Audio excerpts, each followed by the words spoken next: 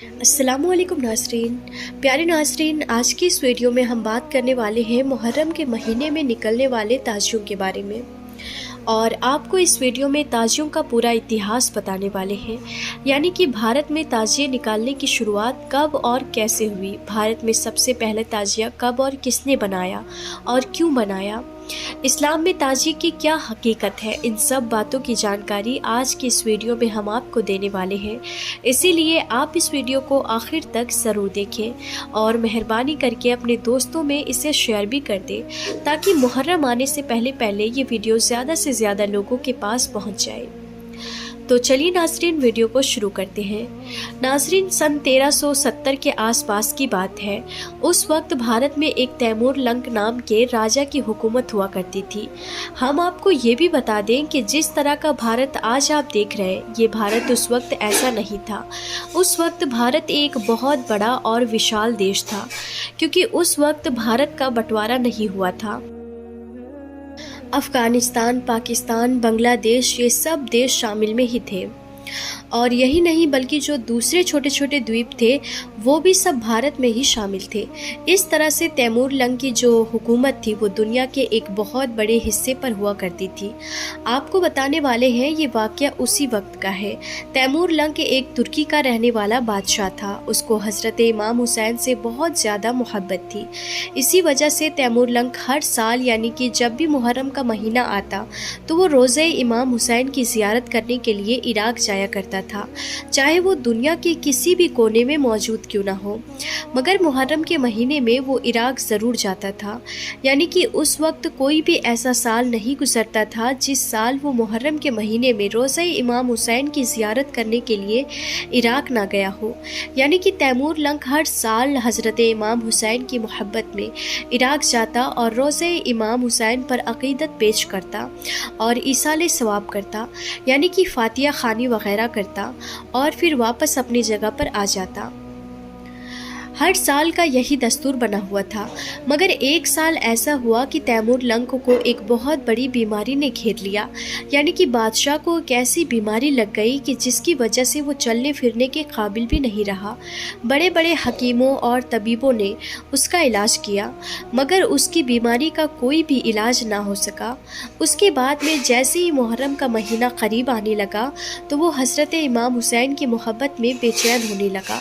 उसकी रोज़े इमाम हुसैन की ज़ियारत करने की ख्वाहिश बढ़ने लगी।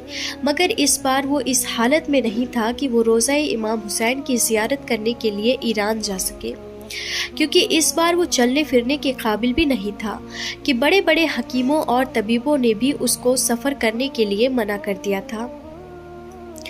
बादशाह तैमूर लंक को बहुत अफसोस हो रहा था और वो इस गम में बेचैन होता जा रहा था। तैमूर लंक के राज दरबार में बहुत सारे मंत्री और संतरी हुआ करते थे। एक मंत्री था जो शिया था। तैमूर लंक का वो सबसे खास मंत्रियों में से एक मंत्री था। उसने अपने शिया मंत्री को अपने पास बुलाया और इस बारे में उससे बातचीत की। यानी कि उसको बताया कि इससे पहले वो हर साल जब भी मुहर्रम का महीना आता तो रोज़े इमाम हुसैन की ज़ियारत करने के लिए ईरान जाया करता था। मगर इस बार उसको इस बीमारी ने घेर लिया है, जिस वजह से वो इस बार रोज़े इमाम हुसैन की ज़ियारत करने के लिए नहीं जा पाएगा। बादशाह तैमूर लंक ने अपने इस मंत्री से कहा कि वो कोई ऐसा रास्ता निकाले कि वो किसी भी तरह से रोज़े इमाम हुसैन की ज़ियारत कर सके। नाजरीन, ये शिया मंत्री तैमूर लंक का सबसे ख़ास मंत्री था। इस वजह से वो किसी भी तरह से बादशाह को खुश करना चाहता था। इसके लिए उसने अपनी सारे अवाम के बीच में इस बात का ऐलान कर दिया कि जो भी इमाम हुसैन के रोज़े की शक्ल में, यानी कि हू बहू मॉडल बनाकर लाएगा, उसको बादशाह की तरफ से एक बहुत बड़ा इनाम दिया जाएगा। उसके बाद में उस ज़माने में कई सारे जो कलाकार थे उन सब ने मिलकर रोज़े इमाम हुसैन का मॉडल बनाना शुरू कर दिया। उन्होंने बांस की लकड़ियों को जोड़ जोड़ कर रोज़े इमाम हुसैन के जैसा एक मॉडल बनाया और उसके बाद में उस पर खजूर के पत्ते और दूसरी चीज़ें जो उस ज़माने में मिला करती थी उनको उस पर लगाया गया और इस तरह से उन्होंने रोज़े इमाम हुसैन जैसा एक मॉडल तैयार कर लिया। जो कि हू बहू रोज़े इमाम हुसैन की तरह ही दिख रहा था। जब वो मॉडल बनकर पूरी तरह से तैयार हो गया तो फिर उसको बादशाह तैमूर लंग के सामने पेश किया गया। बादशाह उसको देखकर बहुत खुश हुआ और खुश होकर उसने अपने उस मंतरी को बहुत सारा इनाम भी दिया।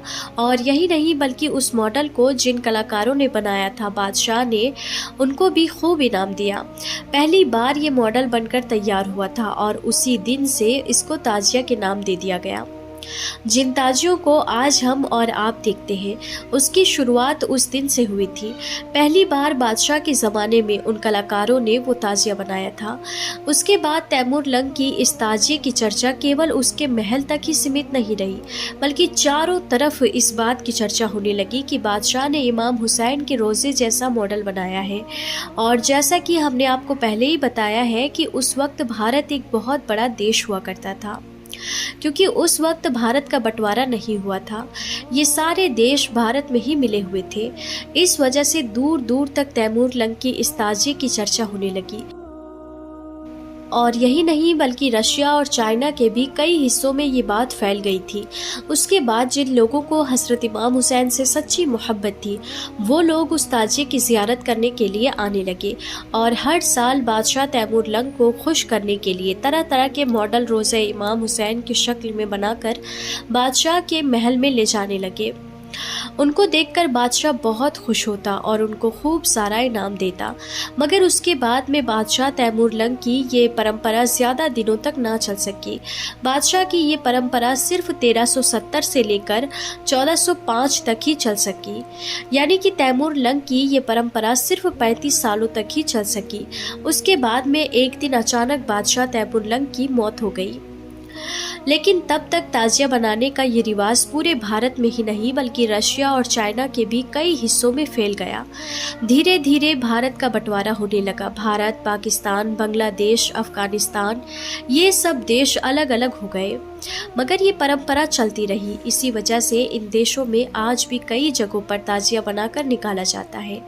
लेकिन हम आपको ये बता दें कि ये परंपरा भारत से ही शुरू हुई थी, इसीलिए आज भी ये परंपरा भारत के आसपास ही देशों में फैली हुई है, यानी कि इन्हीं देशों में ताजिया बनाकर निकाला जाता है। इसके अलावा इराक, सऊदी अरब और दूसरे अन्य देशों में किसी भी तरह का कोई ताजिया नहीं निकलता है। इराक एक शिया बहुल्य देश है, वहाँ पर भी कोई ताजिया नहीं निकलता है। वहाँ पर लोग सिर्फ मातमी जुलूस निकालते हैं। नाज़रीन, जैसा कि आप सब जानते हैं कि मुसलमानों में शिया और सुन्नी दो बड़े समुदाय हैं जिनमें इन ताजियों को लेकर बहुत बड़ा मतभेद होता है। सुन्नी है वो इन ताजियों को नाजायज़ और हराम मानते हैं। हालांकि कुछ सुन्नी लोग भी ताजियों को बनाकर निकालते हैं, वहीं पर शिया लोग इसको जायज़ करार देते हैं। उनका कहना है कि वो हर साल रोज़े इमाम हुसैन की ज़ियारत करने के लिए इराक तो जा नहीं सकते हैं, इसीलिए वो इमाम हुसैन की मोहब्बत में उनके रोज़े की शक्ल में ताजिया बनाकर निकालते हैं।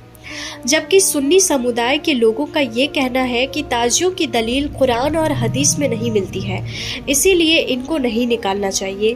ताजिया बनाना और उनको निकालना इस्लाम में नाजायज़ है। और साथ ही साथ कुछ सुन्नी लोगों का ये भी कहना है कि अगर आपको ताजिया बनाकर निकालना ही है तो आप अदब के साथ इनको निकालें, इसको हज़रत इमाम हुसैन की रोज़े की शक्ल में ही आप बनाएं। मगर आजकल कुछ लोग ताजियों में जो खुराफातें कर रहे हैं वो बहुत गलत है। वो ताजिए को निकालते ही निकालते हैं, साथ में कुछ ऐसी अजीब अजीब चीज़ें भी निकालते हैं जो कि बहुत बड़े गुनाह का काम है। कुछ लोग हैं वो क्या करते हैं कि एक मटके के ऊपर काले रंग की चादर डाल देते हैं और उसको हज़रत इमाम हुसैन के कटे हुए सर मुबारक की शक्ल देकर उसको चारों तरफ घुमाते हैं, जो कि बहुत गलत है। इसके अलावा कुछ लोग ताजियों के साथ गाड़ियों के ऊपर लाउड स्पीकर रख कर और नाच गानों के साथ ताजियों को निकालते हैं। और यही नहीं, कुछ लोग तो अजीब अजीब तरह की स्टंटबाजी भी करते हैं। कोई लोग कब्र बना देते हैं, तो सुन्नी समुदाय के हिसाब से ये बिल्कुल भी जायज़ नहीं है और कुरान और हदीस में भी इसकी कोई दलील नहीं मिलती है। तो नाज़रीन, आज की इस वीडियो में बस इतना ही। हम फिर मिलते हैं ऐसे ही इंफॉर्मेटिव वीडियोज़ के साथ। तब तक के लिए खुदा हाफिज़।